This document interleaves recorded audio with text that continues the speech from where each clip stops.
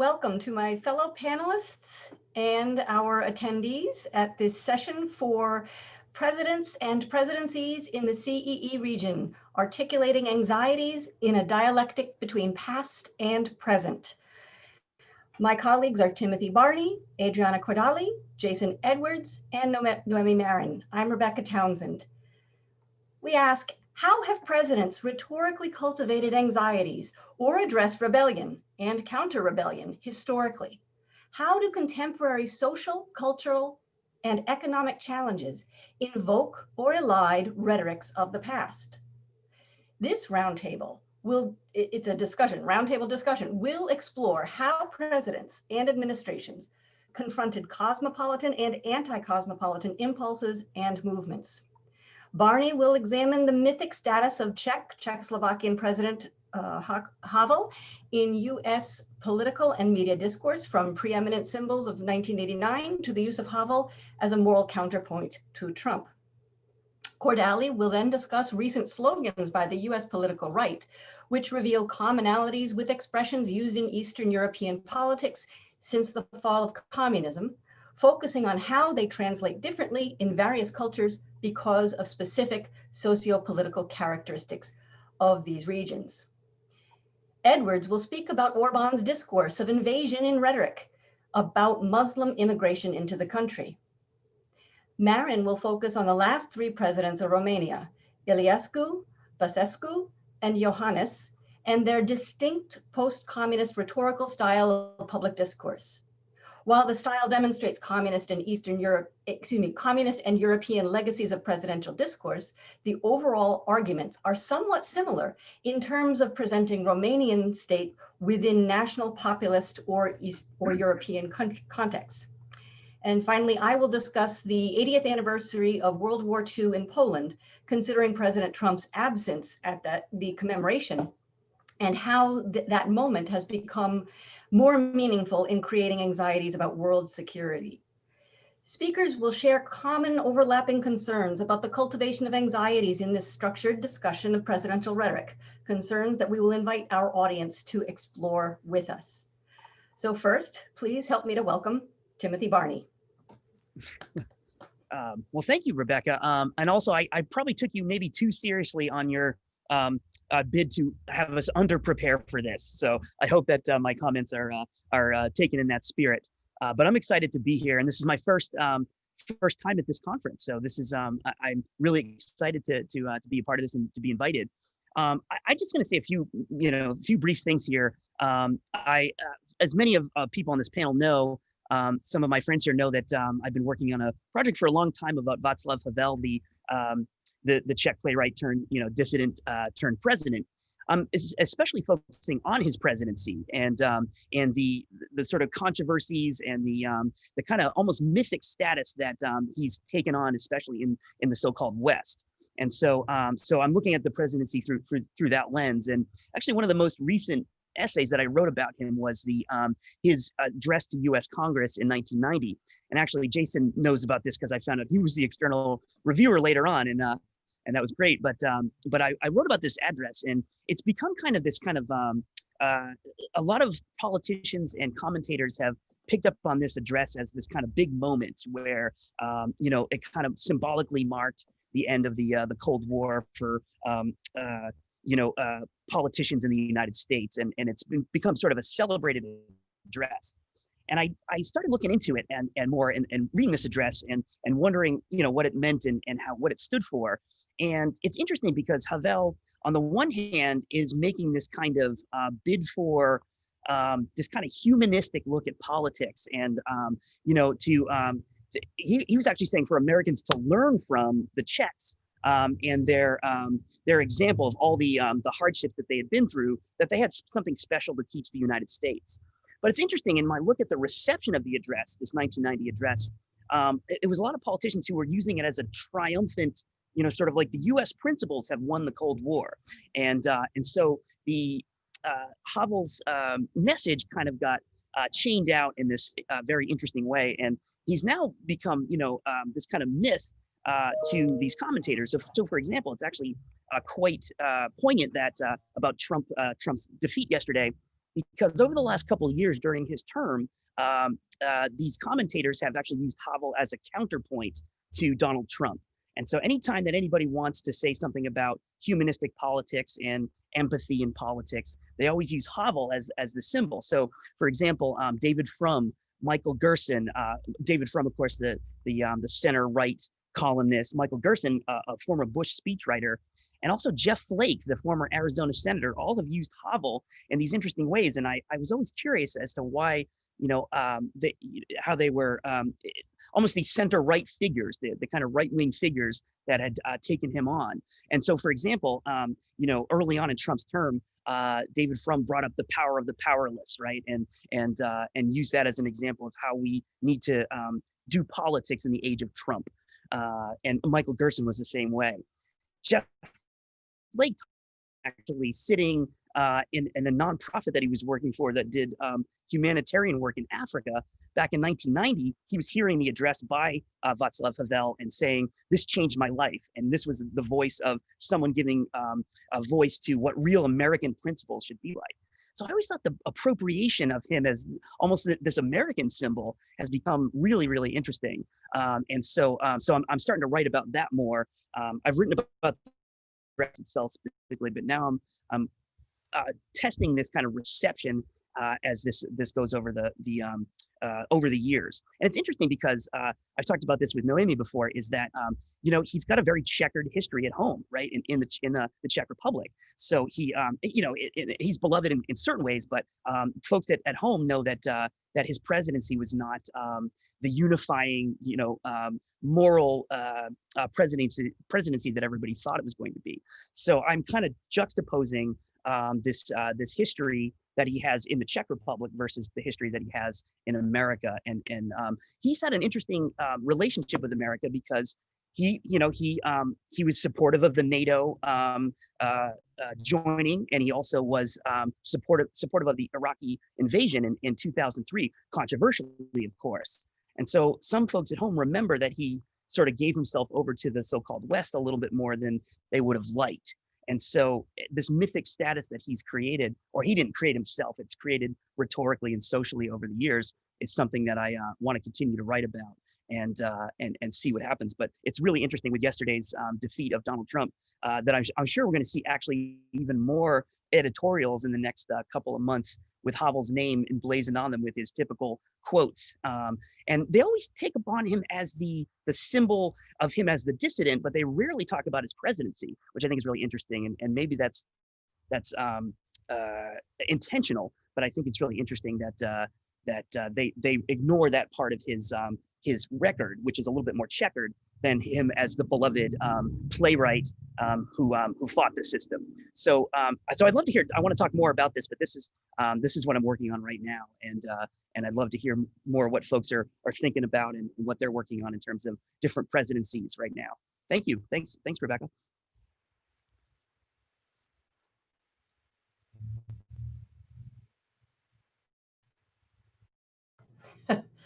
Still getting used to this. Next, we'll hear from Adriana Cordali. Welcome, Adriana.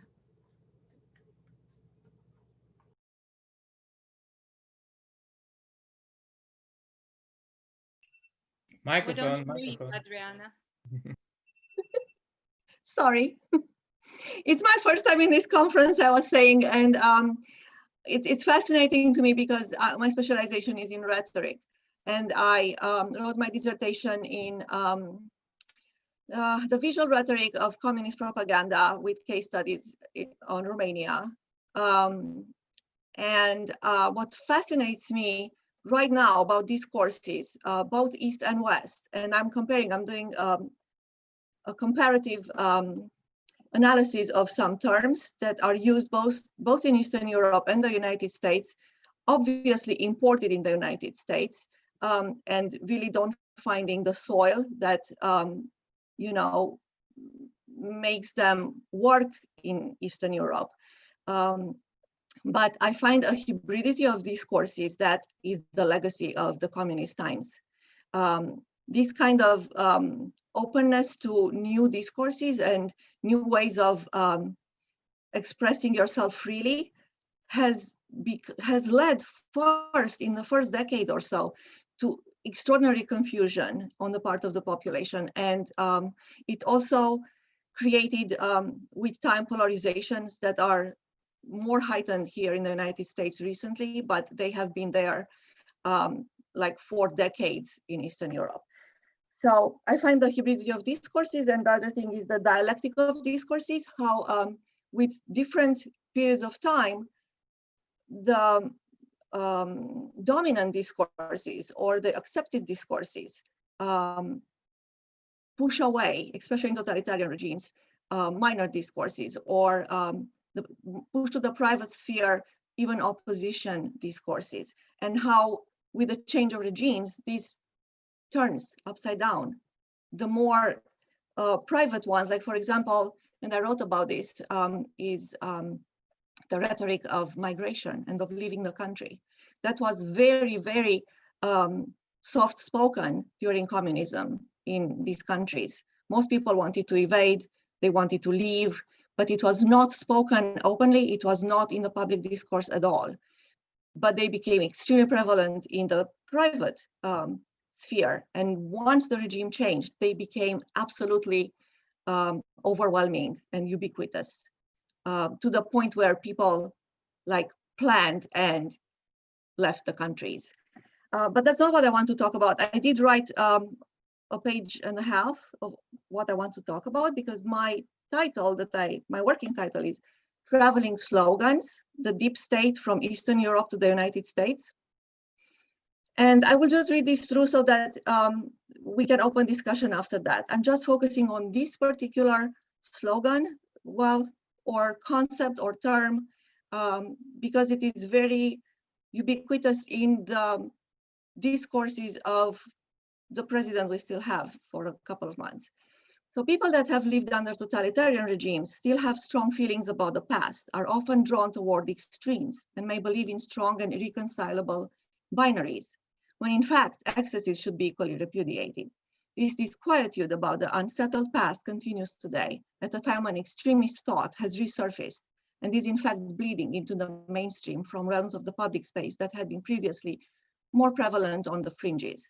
In this sense, I argue that recent political slogans propagated by the US political right reveal commonalities with expressions used in Eastern European politics since the fall of communism. However, when transplanted into different socio-political contexts, these slogans translate differently because various cultures have specific characteristics and histories. Political slogans often travel between countries and thus can be subjected to cultural analysis. I'm using the travel metaphor to argue that words gather moss of significance when they roll between cultural contexts. In her 2002 book, Traveling Concepts in the Humanities, cultural theorist Mika Ball argued that concepts travel in the humanities and that concept analysis is more productive than method. Similar to concepts, slogans are short expressions, often loaded with content beyond what they appear to be. And like concepts, they can travel between cultures. When they do, they borrow new meaning or simply change their meaning entirely. One such expression is that of the deep state, which in other languages translates as the parallel state. I will look at it in comparative ways. When such an expression circulated in Eastern Europe after the fall of communism, it referred to the oversized state apparatus that was the legacy of the former communist regimes when the governmental sector was overwhelmingly huge. The bureaucracy associated with those states was cumbersome and perceived as imbued with communist ideology and practice. Additionally, it also alludes to the members of the old regime who are perceived as reactionary to change and overall a force that is difficult to fight. Therefore, the concept of the deep state in the context of countries coming out of communism refer to regressive practices that hinder the changes necessary for those countries to advance toward democracy and capitalism. When new politicians in post-communism blamed their failures on the deep state, the population clearly understood what it meant, as people themselves held resentments for the old regime. For example, Romanian President Emil Constantinescu was elected in 1996 as the first president considered not being part of the communist system. However, at the end of his term in 2000, Constantinescu admitted defeat in the face of what he called the system. It was the first time a high-level politician claimed such defeat, and by referring to the system, He knew that everyone would think of the Securitate secret police, which may still be considered powerful and maneuvering the political stage from behind closed doors. Soon, the term changed into that of the parallel state, which is used with the same significance as the deep state in the US right-wing discourse. But in Romania, it referred to the machinery that required many years to undo. In Eastern Europe, this resentment toward the past is compounded with an endemic and historic distrust in authorities. For generations, people had felt disconnected from the political system, as well as unrepresented, both under various empires, Ottoman, Austria-Hungary, Russian, and in the more recent communist period. In short, the term appeals to people because of the socio-political context, even if in fact, it exaggerates the legacy of the communist regime. However, when translated into the new soil, how does it resonate? And how does it change? Does it mean the same thing in the United States as in Eastern Europe? The United States is the country with the most established democracy, the most trust in authorities, and the philosophy of small government. Therefore, when the expression deep state arrived into the US public sphere, many years after it had run its course in Eastern Europe, it had a different fate. While it only circulated in the right-wing sphere and thus only convinced part of the population, it still gained more power when President Donald Trump used it from the highest office in the land. People in the United States, however, do not hold such resentments toward the government, at least not at the same extent. Of course, certain factions of the population, for example, libertarians and Southern conservatives, have historically believed in fiscal policies that collect low taxes and do not distribute the wealth to others, at the same time as considering governmental agencies largely useless. Those people may have been receptive to the deep state term because it juxtaposed well over such beliefs. However, the US social political system and national narrative are such that people feel enfranchised enough to not be too suspicious about government. The recent elections of this past week prove this point, and we'll see how this slogan evolves. Was it clear? So what I'm saying is that I notice, because I don't follow so much, what is being said in Eastern Europe anymore, but occasionally you come across people saying certain things or certain newspapers, even in social media. And I notice these resemblances, and I notice how terms, the deep state is very recent. I don't think anyone talked about the deep state before Donald Trump. And if they did, it was sporadic, probably on Fox News. It has become part of the public sphere lately. And luckily, I do not think that it has the same traction as it has in Eastern Europe, where it's based on distrust of government. Of course, this goes together with distrust of media and so on. But these are very new ideas to the US. Whereas in Eastern Europe, they are more historically determined and more understandable in a way, even though exaggerated sometimes. Thank you very much. Jason? Well, thank you for inviting me to do this. Thank you for Octavian for being our audience member. And thank you to my panelists. This is also my first time doing this. And when asked to do this, I was, this is before, COVID and being chair and stuff like that. And, I have to admit, I was, I followed Orban and so forth, but for whatever reason, I keep getting pulled back into Eastern Europe and Central Russian kind of things. I don't know what it is. My very first publication was on Vladimir Zhirinovsky. Then I started doing work on Slobodan Milosevic. Now I'm doing work. It's like, what the hell's going on? I just can't get, there's the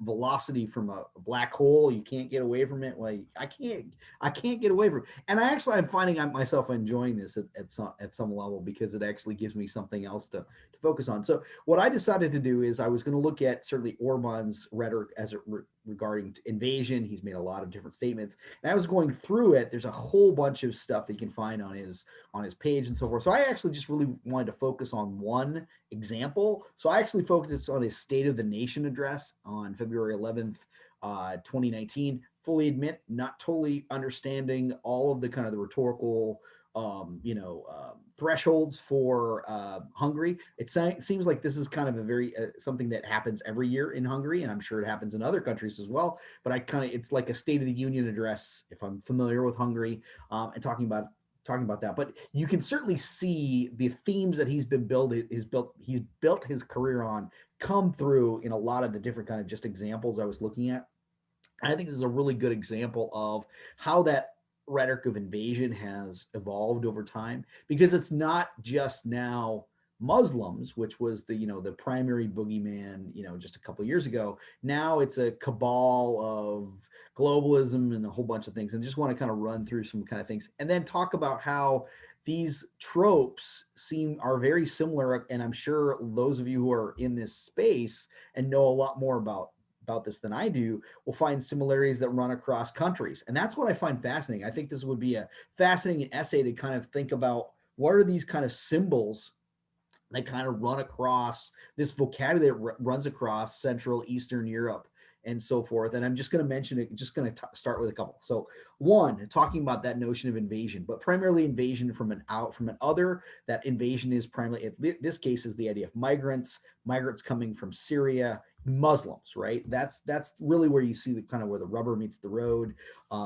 It's a plot that he puts it, in this address between Africans and Muslims to invade Hungary. Orban is protecting the people, and I've noticed that is a trope, that those people who are talking about countering this invasion. Zhirinovsky did it in his book, The Last Surge to the South, when he was running, when he became leader of the LDP, and it's a book that he wrote. He was at one time considered to be the next Russian Hitler and stuff like that. I'm old enough. This is forensics a long time ago. This is where I got this information and then took a deeper dive.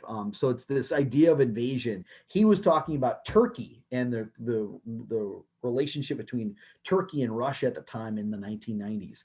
Milosevic talks about certainly the Ottoman Empire coming in and being an invader and so forth, and Serbia being this kind of throwing them back. This idea of this kind of invasion. But for Orban, it's not only an invasion of Muslims, but it's also an invasion from Brussels.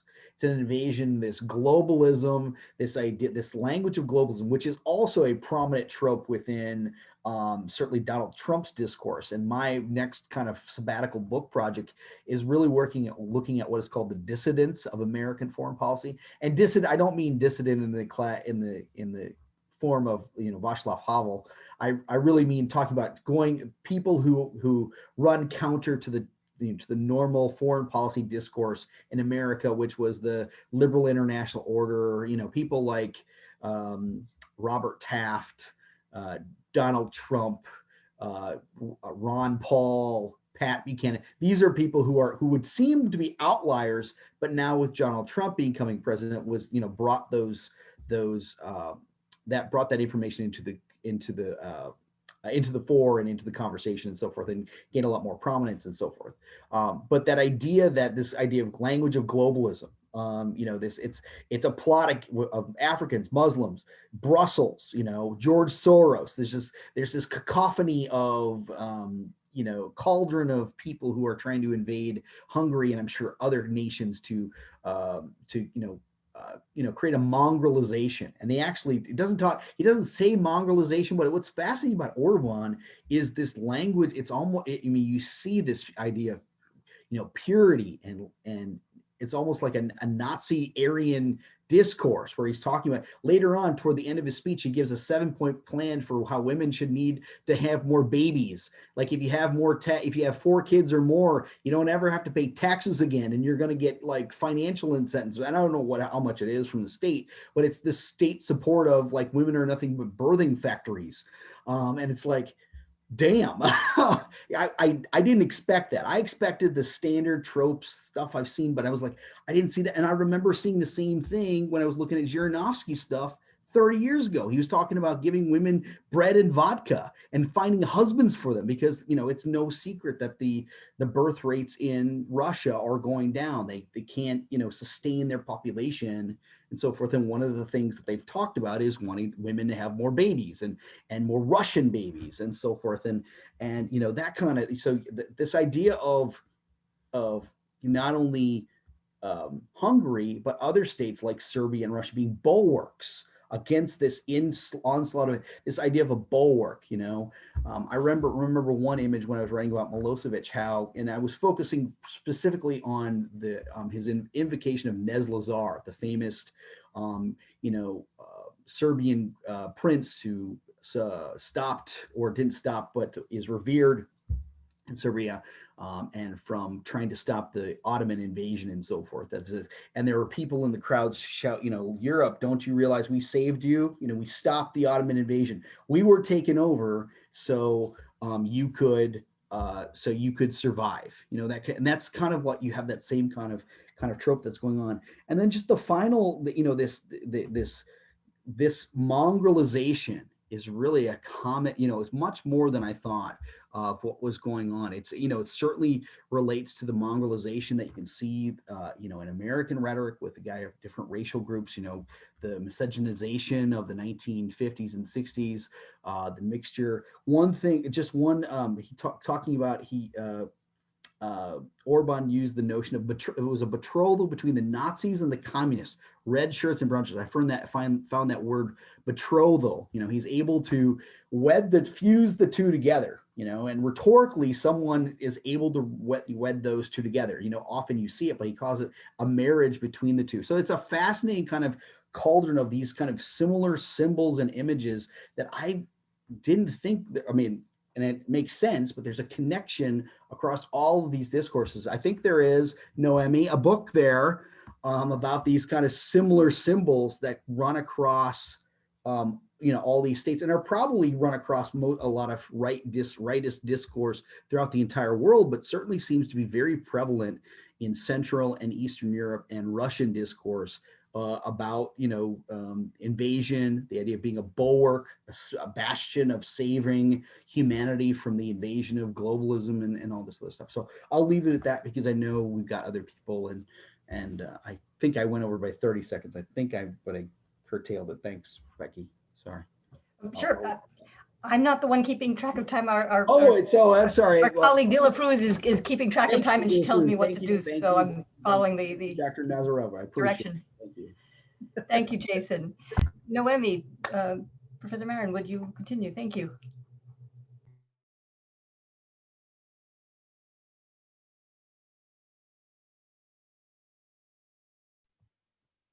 Okay, can you guys hear me now? I hope that, first of all, I hope that our power in Florida will stay on while I'm doing this. Otherwise, I'll just blank.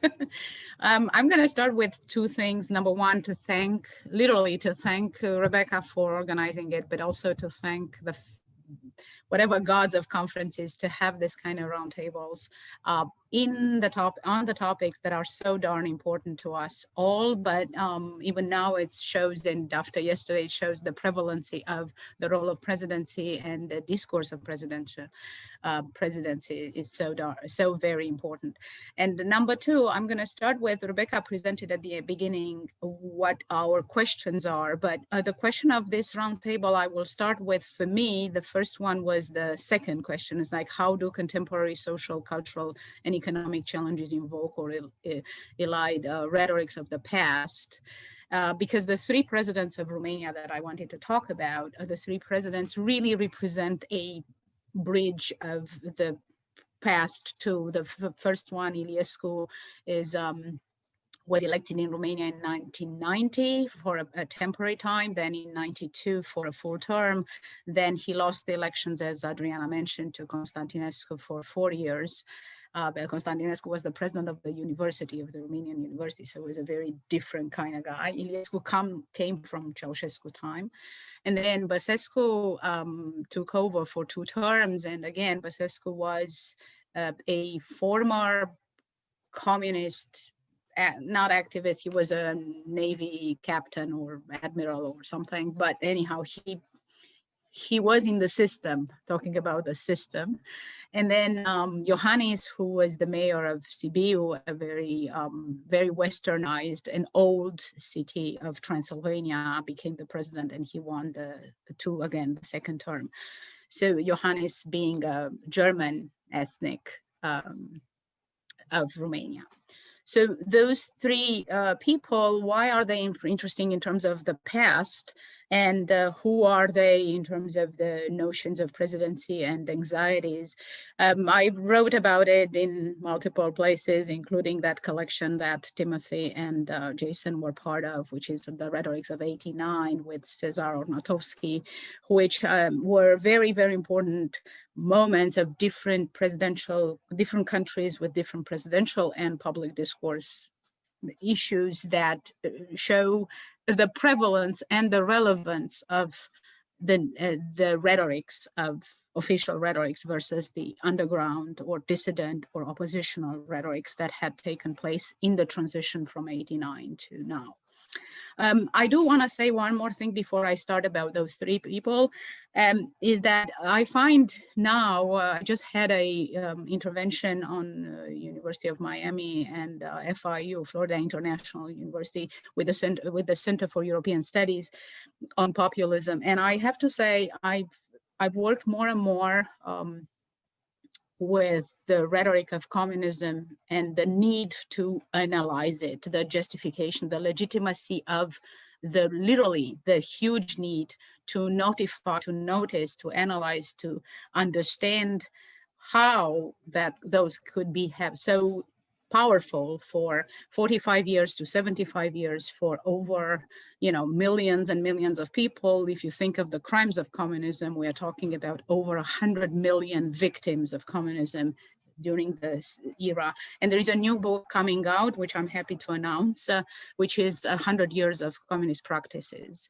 coming at CEU next spring, and where different people analyze precisely that. How was it possible? But in that journey that we all have called academic journey, I found out several, and I'm going to point to several revisitation of written documents, and I'm happy to share with my colleagues later, written studies that are more and more useful. So the studies of the 60s and the 90s are much more relevant now, and this is a call to analyze presidential rhetoric. So I looked at Jacob Talman, The Myth of the Nation, who is the founder or the creator of totalitarian democracy notion, which is actually what's happening right now in Russia as a fundamental notion. And then I also looked at Emilio Gentile, who wrote about politics as religion, which you could see in Poland right now, actually, with what's going on with the abortion. And then the other one, which is I want to refer to, is François Furet, who wrote The Passing of an Illusion in the 90s, which is the idea of communism in the 20th century. And these are studies that are very, very important to understand how do you locate those folks. So I'll just point to three things that I was looking at the commonality of these three presidents, and the commonality is not so much who are they, but the themes and the meta arguments that they create. And all of them have continued to make the call for national identity very close to a nationalist call. It's based on history, it's the pool of arguments and legitimacy of the past of national. So whether it's Iliescu, Băsescu, or Iohannis, this is weird, but it's very strong in the public sphere. The meta argument of national identity as a unifying forum for public allegiance is extremely strong, and it is close. This is one of the reasons Orban actually, I think, is successful, because he's pulling also from this nationalist threads that in communist times were huge. Number two, all of them have some populist calls too. Again, which is, and this is a different discussion, but it's anti-government populism. I mean, on the definition of populism as a anti-government or diminishing the government.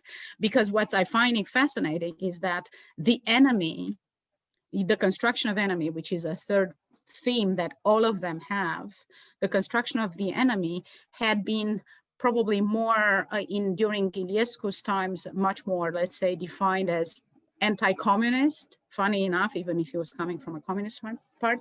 Basescu is the epitome of it. I mean, he's sort of a pre-Orban type of thing. This is how pre-Orban started. In case you don't know, Orban was part of Havel's group of dissidents before in Hungary. So the populist trend of diminishing the government versus the role of the president continue to be a theme that's very interesting. And what I find very fascinating about it is that they do have in the deep state, the innuendos, the critical political pool, creating anxieties of what it is if you don't select those kind of presidents that understand national identity in relation to populist claims and anti-governmental pull. So the construction of enemy is huge. And the third one, and I know I'm just bear with me one extra second, please, or it's metaphor. And what I want to say is that I also found out, in addition to construction of enemy, the pull between West and East that continue now 30 years later. You can still have it. And while in Ceausescu's time in Romania, you could see, or in any dictatorship, I mean, you can see this in Putin now. The West is this metaphor, this illusion of the bad guy, the big brother. The West is the epitome of evil, literally. But what's interesting that, so was Ceausescu's doing, so were all the totalitarian and authoritarian part create one enemy as the epitome of. But in Romania, those three people, those three presidents initially, I mean, Iliescu did the West, taking from Ceausescu's West as the enemy and moving it into internal enemy. And I find it very interesting that you see the role of presidency very highly negotiated. Each of those three negotiated a little bit different, but with continuous anti-governmental populist calls, with nationalist threads, and with this internalized need to construe the enemy as no longer as the East versus West, no longer a schism. I mean, a schism that continues to become part of it. And Johannes, who is now the current president, is German, and you could tell that in the public discourse of post-communism, the fact that he is ethnically different construes the notion of who has the right, who has the legitimacy of defining the governmental rights, very, very strong, which pulls back to nationalist and to populist themes. I just wanted to, those are the themes that I wanted to highlight. And thank you for your patience, because I took one extra moment. Thank you so much, really appreciate it. I will be the last speaker before we have discussion. I'll start by saying Trump's not there.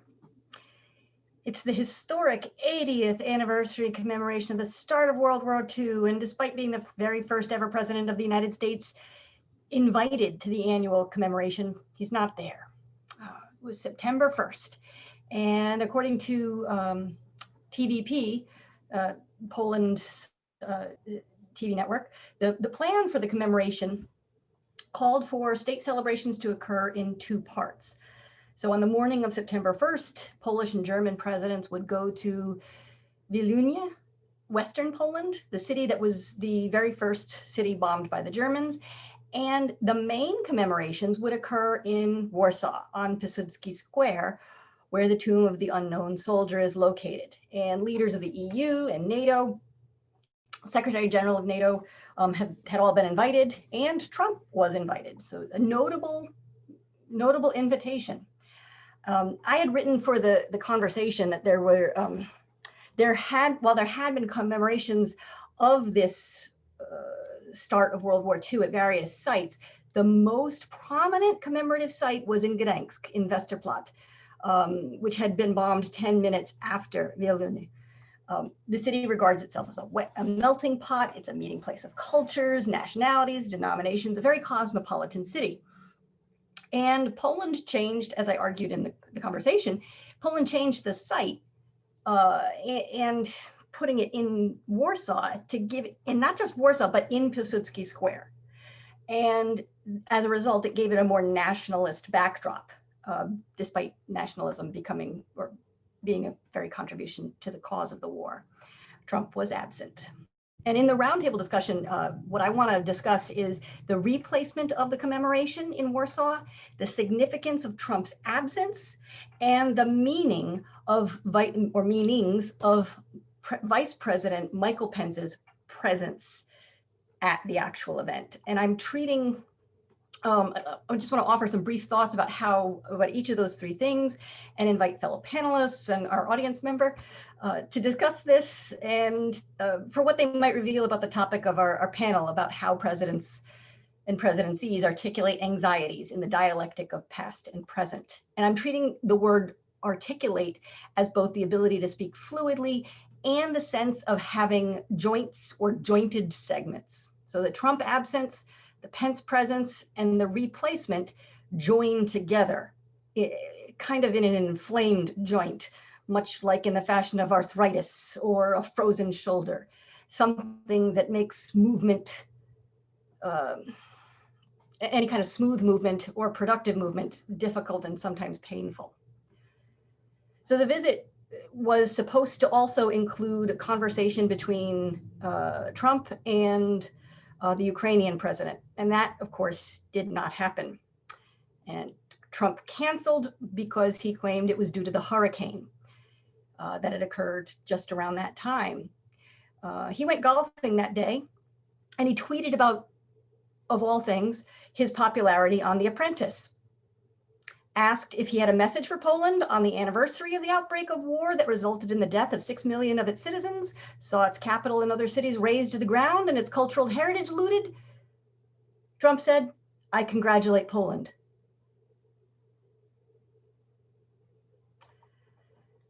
So there's a significance here in terms of his absence. He's absent from a lot. And sometimes that absence has meaning. Really briefly, in terms of the site itself, Piłsudski Square sprawls. It's military guarded, Tomb of the Unknown Soldier bordering one end, trees from the former Saxon garden behind it. So there's the absence of that Saxon garden, that the Saxon palace behind it. There are high-end luxury stores, hotels, international companies flank the square. There are several statues. One is a statue of Piłsudski. The taller monument, however, is of former president, Polish president Lech Kaczynski in front of the Warsaw Garrison Command. And to the right is a black granite stairway to the sky, which is a monument to the Smolensk air disaster in which Kaczynski died. His twin brother, Jarosław Kaczynski, of course, is the head of the ruling Law and Justice Party, who has been compared at times to Trump. One of the things that I want to notice about Trump's absence is, there's not just his absence, there's several absences. There's the unknown soldier, the soldier figuratively there, but not here. The Saxon palace in the 1700s, where Chopin had lived. The victims of the Smolensk, the change from Gdansk to Warsaw, there's an absence of commemoration that had normally been celebrated. And Trump, of course, having been invited and sending the vice president in his place, his dominant presence, conspicuously absent, it sends a disrespectful message to the hosts. Pence, in his greetings, following the greetings, said, "It's an honor to be here on behalf of the President of the United States and all of the American people to mark the 80th anniversary. 2 years ago, President Donald Trump came to this very city." I'm interested in Francois Courin's notion of ventriloquism, of when somebody is speaking on behalf of others. Pence is doing this. He, of course, turns to the history of World War II. He presents the very tragic view that Trump had presented in his previous speech. But he also reminds Poland of all of the Americans who came to save Poland, the 16 million Americans who left the peace and comfort of their home to fight and liberate Europe. They stood against evil, et cetera, et cetera, et cetera. He presents a good versus evil binary. All morality became socialist morality. Whatever served the power of the state became justified, even murder on an unprecedented scale. He makes Trump present 7 times, the Polish people present 18 times, Krasinski Square, West versus East, the maniacal Nazi leader not mentioned by name, the homeland, the communists, the Katyn Forest mass graves, Warsaw, the Warsaw Uprising, the Americans. He also, especially toward the end, makes this a very religious speech. Alexander Solzhenitsyn, Pope John Paul, Holy Father, God, Christ, Memorial Cross, the Creator is there. I want to finish with how the German president, Frank-Walter Steinmeier, addressed Pence directly after World War II commemorations. He said, "Mr. Vice President, that is the greatness of the United States that we Europeans admire and are bound to. The United States opened the world's eyes to the irrepressible strength of freedom and democracy. And that was particularly the case for us Germans. A united Europe was always important to this United States. The United States wanted a real partnership and friendship with mutual respect. Today, it seems that much of this is no longer a matter of course. So let us not forget what made us strong on both sides of the Atlantic. Let us preserve our common ground in this world full of change and fading certainties." So there's a lot that was absent despite Pence's presence at this commemorative event. And at this point, I'd like to open our discussion to the common threads that we can find among our different panels, or more specifically, invite our guest to offer any comments if he wishes. We're very flexible today. Certainly, I have the responsibility to talk, especially. Yeah, well, thank you very much. For me, it was a very enjoyable, almost an hour or so, right? I think. So thank you very much. I will not address a specific presentation, so to say, but I will rather talk, if you do not mind, about what came to my mind while I was listening to all of you. And one of the things that seemed to be relevant for all, if I may say so, and by the way, some of you know, but not all of you do know that, I do not come from the same fields from which you probably are. I am a philosopher, so by trade. I am the one who gave you rhetoric, so to say. No. Well, we'll have to debate that on Gorgias. You did, but we ran with it. We ran with the rhetoric. You concede too early, Adriana. Yeah, well, I'm Destroyed it the with one you who and gave Peter you that Ramus crap. from the field. Forgive me. You destroyed it with you and Peter Ramus and all that other. Yeah. Yes.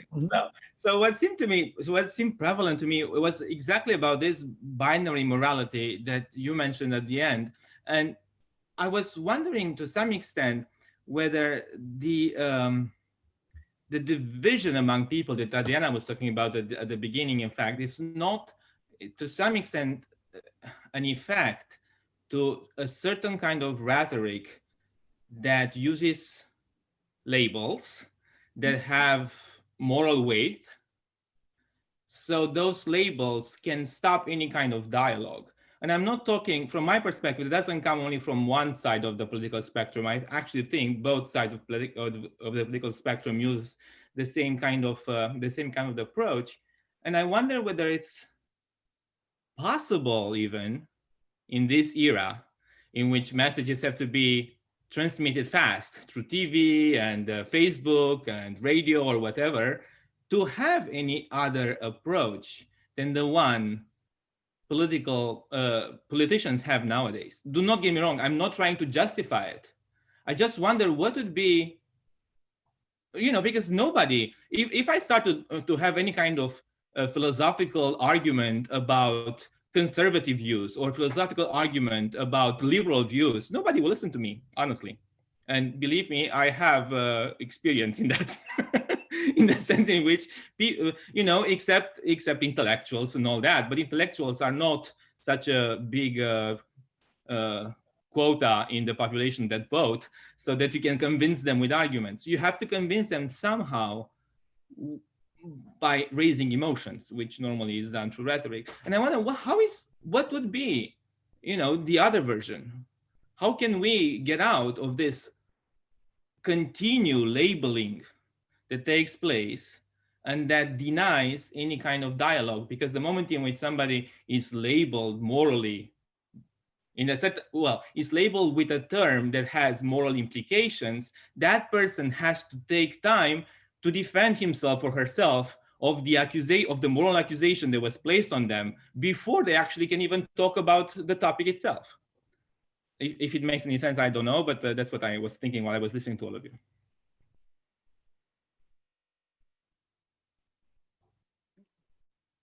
I wanted to say something a little bit connected to that. I mean, I think labels are a fantastic approach to it. I do think there are several challenges for communist rhetoric and post-communist rhetoric, coming back to it. One of them is literally the conditions of governance in one group versus the conditions of governance in another. I was thinking of Rebecca's speech, and I had, I mean, the speech that Pence did, and I'm just talking about that, the actual public discourse. And I was thinking how different that is. It had, if you're analyzing it from the standpoint of what Putin is doing right now, and let me explain, Second World War is no longer Second World War for Russia. It is the Great War. The change of rhetoric is fundamental to what it means.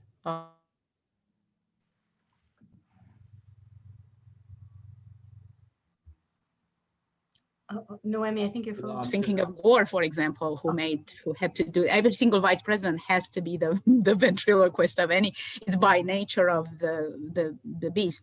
But the fact that it was Ukraine there and there was the German there, and then if you flip the rhetoric, it shows how dramatically important those things are. And I personally believe, and this is my statement, whether I'm recorded or not, I personally believe that we are not doing a favor to any democracy to not understand the lessons of the past. And I think that we are talking about labels. We are very fast on labeling and very unruling and undisciplined on learning the lessons. That's what I think. I look at this labeling. I mean, this has always been there. When you change cultures, you notice this a little more. So being you know, a transcultural, transnational, you notice how people take certain things to be a certain way. But right now, the labeling that you're mentioning makes me think of certain words that are being used as insults. Like, for example, you know, you're a socialist, you're you know, you're a fascist, you're a liberal, and so on. And that's a danger, because this has been tried in this last election. I mean, Biden, for many people in Romania, is a socialist. And even Romanians transmit it here, and you ask them, what exactly is socialism? What is socialist about him? They can't tell you. They know it's something you shouldn't be. They know it's a label, and so on. I think what has to do, what we have to do to surpass this moment, and I think that I'm very encouraged by the American population that after 4 years of such tactics and manipulations, were able to see through them and get out for now from a very, very bad place where we were for 4 years. I think education is one of the answers. I think that the more we talk about what socialism is and what is not, about our experience, because we are voices that come from there, right? Another thing I wanted to say is that we were talking, and this kind of like made me think about this. I had forgotten about this, but the type of communist legacy that is in Orban, in Băsescu, in Iliescu, and so on, this idea of nationalism, this idea of intolerance to foreigners, closing borders, and so on, this is a common thing between the type of communism we experienced and the type of right wing that is going on right now.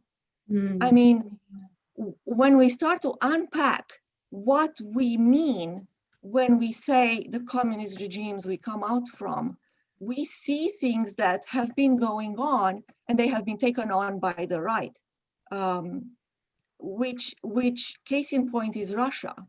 Russia all of a sudden became overnight capitalist, right? With the same KGB people in place, with the same practices in place.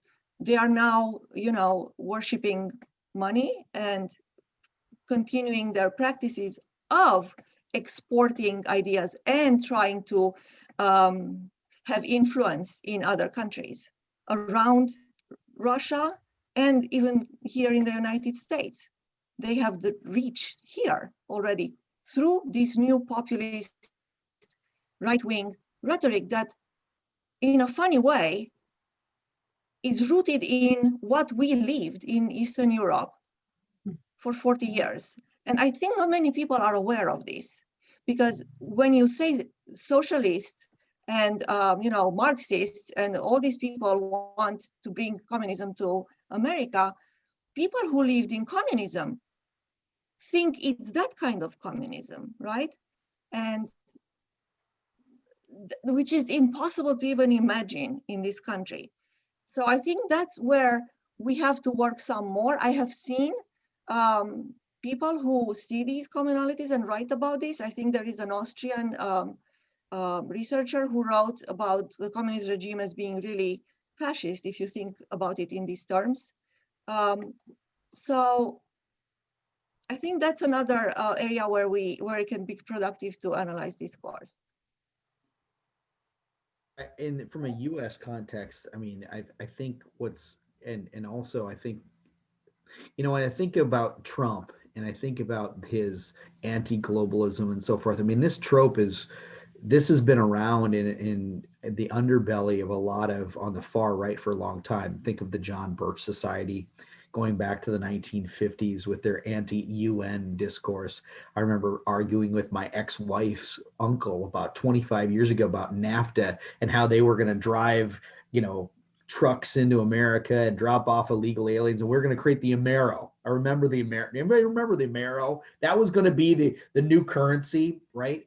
And it's the now, but this, and Adriana makes a good point. I think it's this, I think for the first time, at least this is my perspective, you see that this nationalistic, this overt nationalist discourse has always been part of, any country, right? But this overt nationalist discourse, America first kind of, stuff gets thrust into a candidate who becomes president and has the national stage. That's never happened before. I mean, it's always been there, but it's never happened until he came to the forefront.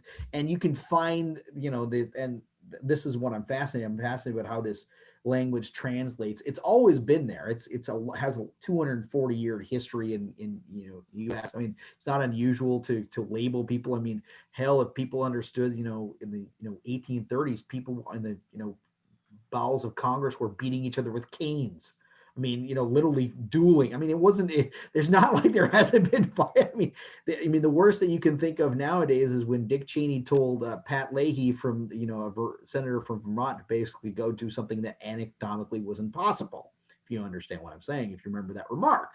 But that was the worst of it. That's the worst I could think of, that kind of, but now you have this kind of, this stuff that's been brought to the front. And I don't know if there is a way to, at least for the moment, put the genie back in the bottle. And I think it's just, having a sense of normalcy. I've made this point to a couple people. I said, it's kind of ironic that in 2020, Warren Harding was talking about how he wanted to return the country to normalcy. Now, in that case, he was talking about World War I and, we got to get back to a normal foreign policy, basically stay out of Europe and all this other stuff and get back to normal life. But it's amazing how, 100 years later, literally 100 years later, we have a president who's advocating, or a presidential candidate now who's going to be president, advocating a very, very similar kind of thing. So I think it just, with I just think of, political culture, it takes a long time. I mean, we're talking years of this kind of cultivation of stuff and it being brought to the fore, and then how do you make this crawl back under the rock where they belong? And I don't know if there's no easy answer, because I don't think it's going to happen anytime soon. But hopefully it will, in terms of other places in Central and Eastern Europe and so forth, and Romania and Hungary and Slovenia and Poland. That genie's out of the bottle, and that's not going anywhere for quite a while. But it seems like we have temper tantrums, every 20, 30 years, every generation, there's a temper tantrum. It seems like it's a temper tantrum and it lasts a few years, and then we kind of go back to, progress toward world, whatever. And then temper tantrum happens again. It's like, I don't know if that's a good metaphor. I don't know if that's the right one, but the older I get, the more I seem to see these things happening, like every couple of years, a generation. And then I don't, maybe Question for you. I'm trying to be too optimistic. I have a question for you because you wrote about exceptionalism, presidential American presidency and exceptionalism. And when we talk about national identity and nationalism in Eastern and Central Europe, that's one of we haven't translated it as an exceptionalism. Right. But it is exceptionalism. And right now, Russia is based on exceptionalism. China is based on exceptionalism, really, right now. I mean, exceptionalism it's beyond nationalist. It's an exceptionalist type of thing, which in a democracy functions differently. And you know that in American democracy history versus in post-communist or still communist in some ways, totalitarian democracies, which I really like Talem's notion, because I think we need to revisit that, talking about tantrums. We need to have that tantrum. But the question I have is this, how much traction do you think exceptionalism, American exceptionalism in the presidential discourse will continue to have or not in the global, in Central and Eastern Europe, of course, based on Orban and all. I just wanted to see what your reaction to that. I think that, and this is a key point that I've been making for a lot of years, and I don't think people get this. I think all presidents, and I think this is across the board, all of them will acknowledge at some level, some form of exceptionalism, right? You acknowledge that it's some form of nationalism, because it says this idea about superiority. It's how we enact that exceptionalism. That's the key thing that I have been writing about in foreign policy. How do we talk about that exceptionalism, particularly in the foreign policy portion, right? And that, there's a whole, I can go down the rabbit hole for days on this, but it's how we enact that exceptionalism. How do you talk about it in the sense of, who our identity is, but then how does that identity then get reflected beyond your nation's borders, right? And I think that is where Trump went off the rails, because the exceptionalism that had been, really agreed to, there's been this fusion. It's a rhetorical fusion of narratives and so forth. Trump and Republican and Democrats would differ in what they privileged. Democrats would, more privilege kind of the, at home, we need to improve institutions, whereas Republicans would say we need to be strong abroad so they don't come here and attack us. But it functioned as the same way. It functioned to reinforce this global leadership and so forth. And then Trump breaks that. He says, no, we're going back to the way it was, 19th century, whatever it was. And I think that's a question that we have to ask within countries. How do you enact that exceptionalism? How do you enact that? Is it this, with Orban, I have to admit, I was somewhat surprised about, when I was looking into this discourse in this particular speech, which this talk about mongrelization and the idea of Hungarian purity and, keeping us pure and so forth. So it's an internal kind of discussion of, we can't let these people in, whereas, even Trump would say that, yes, immigrants are important to our life, you know, the lifeblood of America. Whereas you have this more purity test, you know, Hungarian women, we need to give you money so you can have more babies, birthing factories and stuff. And I don't know how that run. I think maybe that's just Orban. Maybe he's just some nutball, and you don't see that in Poland. You don't see that in other places. I mean, I think you see it in Russia. You see it certainly in some Russian discourse, so forth. But I think that's the enactment part is how we talk about that. How do you enact that exceptionalism? And that enactment of purity, that's obviously frightening because it has rhetorical echoes of Nazism. It has rhetorical echoes of, you know, other places like, you know, and I don't know, maybe I'm just off on that, but that's how I've thought about, you know, exceptionalism is something that is always going to exist in American political discourse with presidents. Presidents are not going to say, oh, by the way, we're just not as good as everybody else. They're just no one's ever going to do that. I mean, that would be, but it's how they talk about and enact that exceptionalism to their own audience, but also and my concern is more about, you know, their role in the world, right? What's their role in the world? How do they see themselves? And it's kind of fascinating that one of the primary tropes that you see a lot of nations is how they talk about is that they, you know, especially, you know, what I've studied, and again, y'all would know better than I would, is this bulwark kind of thing, this protecting Central and Western Europe. We have been the ones who've borne the brunt of Ottoman Empire invasion. Now it's migration. Now we're bearing the brunt of migration from Brussels. But we are the bulwark. We are the ones who stand up. We are the rock that is going to, you know, keep you, and you need to just shut up and deal, you know, that kind of stuff. I think that is, to me, that's a fascinating discussion that has a long history, of course, going back, you know, and how you invoke it. And that's why I'm kind of you know, this got me, you know, got my juices flowing again for some scholarship, because being chaired just kind of, you know. Adriana, you wanted to jump in? So. Yes, all that. And lately I've been thinking of these nationalistic discourses and purity and, you know, we are better and so on. And I'm trying to trace them back to colonial times. And you can look at all these nations and see if they ever try to enact any kind of imperialism or colonialism over others. And you will see that that's how they justify this as being superior.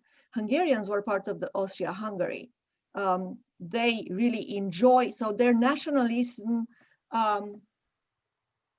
is juxtaposed to their idea of greater Hungary, which includes a lot of Hungarians in other countries right now.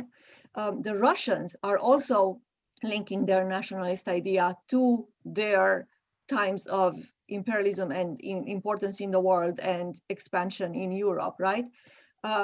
Romanians, believe it or not. So there are certain things that we can also look at as being inferiority complexes that come from being occupied by colonialism at some point. And we have a lot of behaviors in these countries that are determined by the times they were under oppression in some way. I look at communism as a kind of colonialism also, but also these countries at times, and it's probably, you know, like when you have it's a binary thing, when you go one way, you want to go the other way too much. But even Romania had a colonial kind of idea in the moment it became greater, and it incorporated like 27, I'm reading a book right now by Denis Dilettant about the Ceausescu era, when Greater Romania was made, like 27% of the population was minorities. And it was this idea that, okay, we're Romanians, we're like incorporating all this. This gives people some kind of, you know, wind behind their wings to express themselves and to want leadership within their countries and so on, and the right to purify and say what should be included and what not. And I think this comes from times when these countries felt like they were, either a little bit colonizer or felt superior over other nations within and without the borders. So I still think that looking at post-colonial theory and concepts and how it created behaviors in people mostly is productive also to looking at countries coming out of totalitarian regimes, especially in Eastern Europe. I'm going to send you the book by Bogdan Stefanescu, but I want to ask two questions, one for Rebecca. Bogdan will be very happy about that. One for Rebecca, one for Timothy, just because I'm sort of all of a sudden taking over some role of older. The question I have for Rebecca is about the notion of absence. Is in relation to national identity. I mean, the relationship American, Polish, and the liberation of us. There are two: liberation and the notion of shame in Poland. Do they play in this kind of absence? What do we not talk about? What do we talk about? Because Poland was part of the ally to Germany at the time.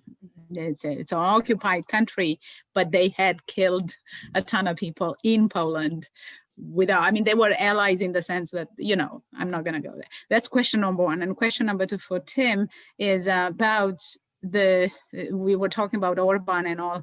I know that the Czech president right now is basically non-existent. It's the prime minister and the government, not the presidency. So obviously the presidency has lost its thing.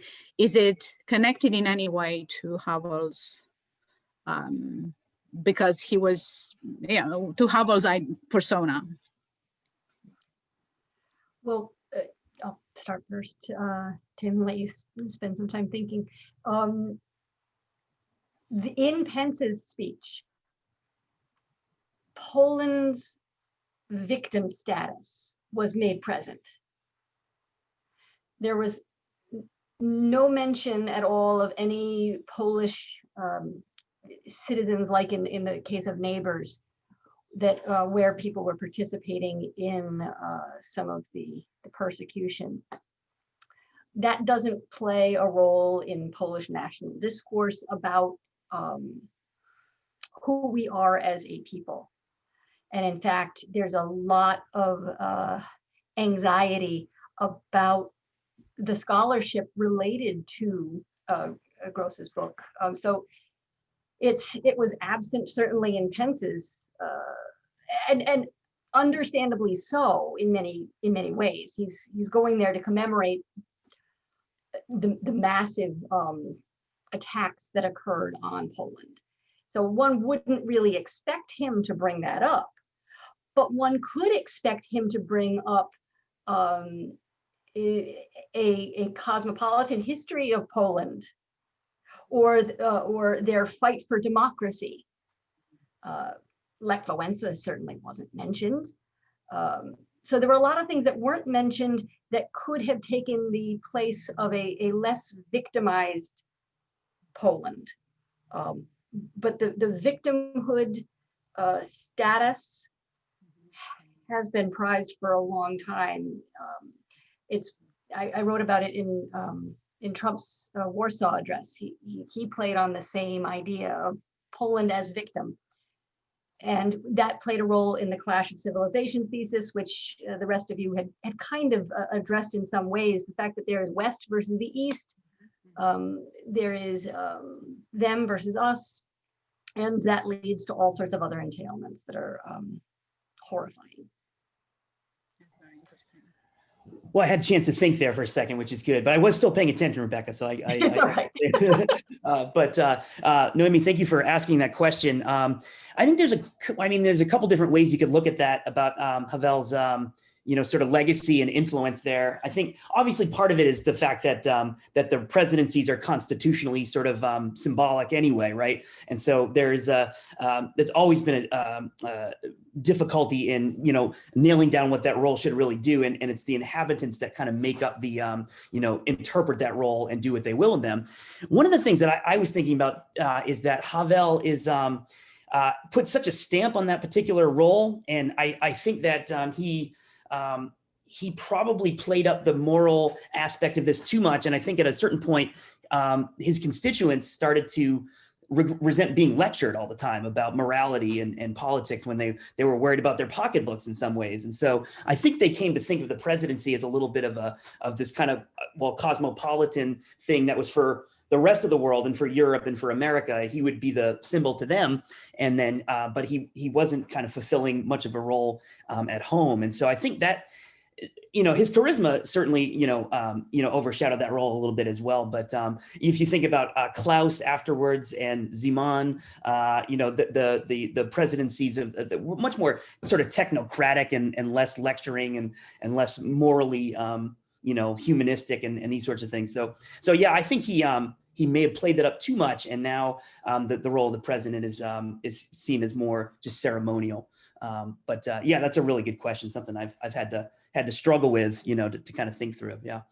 It's interesting because in Romania, that's what Iohannis is playing in the second term. It's more ceremonial in a way. People don't give him credibility other than, and again, the ethnic issue come into play, but he is much more seen as a political persona, not a presidential, which is the traditional presidential thing. And that Orban, on the other hand, is seen exactly the opposite, as the presidential versus the persona as a more of a, let's say, governing figure, but not necessarily powerful figure. Right. So this is the power play of who's who. And in Poland, for example, I'm thinking of the guy who used to be the prime minister, who's now at the union, the move of some Polish figures into, Duck is his name, or I forgot his name. Anyhow, who moved? What is it? Tusk. The guy who is now in the European Union. Tusk? Yeah, Tusk. Yes, Tusk, who used to be. I mean, the presidential move toward the high figures into less important. It's there. It's there clearly. I think just one quick thing about Havel again is that it's just really interesting because it's kind of an inverse right now. Is like he's being used as a symbol by like I said, American commentators as this this is what the anti-Trump is, which I think is a really interesting invocation of him. But it papers over the complexity of his legacy in Europe and his legacy at home. And so I like I said, I think we're going to see some more in the coming days of editorialists going for that quick symbol of Havel as the great moral authority. And I'm just waiting to see who's gonna keep using that, because I think it's become very popular. Tim, I'd love to have a conversation with you about that because, it's something that I've been writing about. There's something called the rhetoric of the authorizing figure that I've been playing with. Mm-hmm. And I wrote a piece about how Harry Truman is an authorizing figure in foreign policy for both the right and the left. And it's these kinds of things that, these kinds of symbols, right? It's not only a Havel, but it's, in places like Venezuela, it's Simon Bolivar. It's in other places. That is a piece of rhetoric, this kind of public memory, that kind of stuff, though, that I have been playing with. But I would love to I'd seriously have a conversation with you about that, because that to me is a fascinating how we use these. I've always been fascinated by that, but how we use. I would love to see what your thoughts are on that and that authorizing figure kind of thing. That's a great idea. That's a great idea. Yeah, no, I would. And one quick thing, I mean, I've been studying George H.W. Bush's rhetoric lately, which God help me, I don't know why I'm doing that, but I'm sort of looking at the end of the Cold War, and he even then uses Havel quite a bit in his rhetoric, saying that using him as the symbol. So it started right in Bush's presidency to kind of play up this idea of like borrowing Havel's symbolism and using that. And so it's just kind of gone on from there. So that's it's a really great point. Sorry, I'll stop talking. It's fine. So just to let you know, our timekeeper, Dilifus, has informed me that we have our official end is at 3:30, but we can continue talking for a few more minutes if we'd like to, or we can end the session. It is your discretion, whatever you prefer. I'm gonna call you guys, call on you before and after this this session. But after this session, what am I thinking? I think my water was, tainted. But no, seriously, I want to talk. I want to talk about the possibility of some projects, because I do think that more and more I see the need to analyze the folds of presidential rhetoric in particular, and the analysis of the themes that emerge from them. That's a great idea. I'd be very interested in that. And I too would be contacting you all regarding a possible project that I'm considering for my sabbatical year once that happens. Yeah, that'd be great. So I could sit and talk to you folks